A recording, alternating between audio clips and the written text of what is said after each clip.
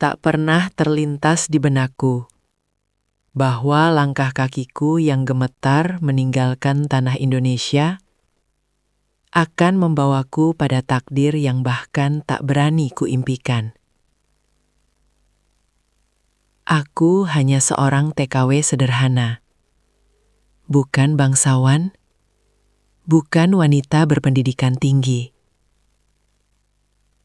Namun di negeri gurun itu, seorang pangeran Arab menatapku seolah aku adalah dunia. Dan sejak hari itu, hidupku tak pernah sama lagi. Namaku Aisyah, anak ketiga dari keluarga petani kecil di Jawa Tengah. Ayah sakit-sakitan. Ibu menghidupi kami dengan menjahit pakaian tetangga. Adik-adikku masih sekolah. Ketika agen TKW menawarkan pekerjaan di Timur Tengah, aku tahu risikonya. Tapi aku juga tahu, kami tak punya pilihan. Malam sebelum keberangkatan, ibu memelukku erat. Jaga syalatmu, nak. Kalau kau sendirian di negeri orang, Allah yang akan menjagamu. Pesawat lepas landas. Tangisku pecah diam-diam. Aku tak tahu.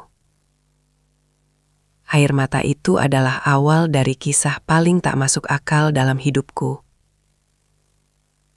Aku ditempatkan di sebuah istana besar di Arab Saudi. Putih, megah, sunyi. Tugasku sederhana, membersihkan perpustakaan dan ruang tamu keluarga kerajaan.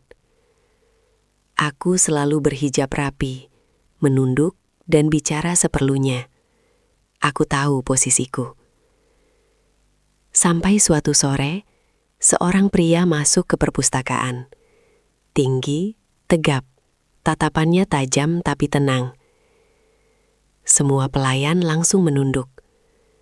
Itu Pangeran Khalid, bisik pelayan lain. Aku ikut menunduk. Namun entah kenapa, pangeran itu berhenti tepat di depanku. "Kamu dari mana?"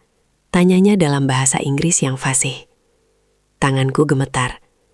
"Indonesia yang mulia." Dia tersenyum kecil. "Aku pernah ke sana, negeri yang hangat, seperti senyummu." Aku terpaku. Untuk pertama kalinya, aku merasa dilihat sebagai manusia, bukan sekadar pelayan. Sejak hari itu, aku sering ditugaskan di perpustakaan. Dan anehnya, Pangeran Khalid juga sering datang. Kami berbicara tentang buku, tentang kehidupan, tentang iman. Aku tahu ini salah. Perbedaan kami seperti langit dan pasir. Namun perasaan tak pernah bertanya pada logika. Suatu malam, saat aku selesai membersihkan, "Aisyah," katanya pelan, "mengapa kamu selalu terlihat kuat, tapi matamu menyimpan luka?" Aku terdiam. Tak ada yang pernah bertanya seperti itu padaku. Air mataku jatuh. Dan sejak malam itu, kami tak bisa lagi membohongi perasaan masing-masing. 6 bulan berlalu. Aku kembali ke Indonesia. Hidup sederhana, bekerja kecil-kecilan. Sampai suatu hari, sebuah surat datang, bertuliskan stempel kerajaan. Isinya membuat tanganku gemetar. Pangeran Khalid menolak pernikahan politik. Ia kehilangan haknya sebagai pewaris. Namun ia memilih satu hal. Aku. Ia datang ke Indonesia, menemui orang tuaku, melamarku dengan sederhana, penuh hormat. Bukan sebagai pangeran, tapi sebagai seorang pria yang mencintai wanita pilihannya. Kini aku tinggal di negeri gurun lagi. Bukan sebagai TKW, bukan pula sebagai ratu. Aku tetap Aisyah, wanita sederhana yang dicintai dengan tulus. Tak pernah kubayangkan, cinta bisa menemukan jalannya sendiri, bahkan di antara perbedaan paling mustahil.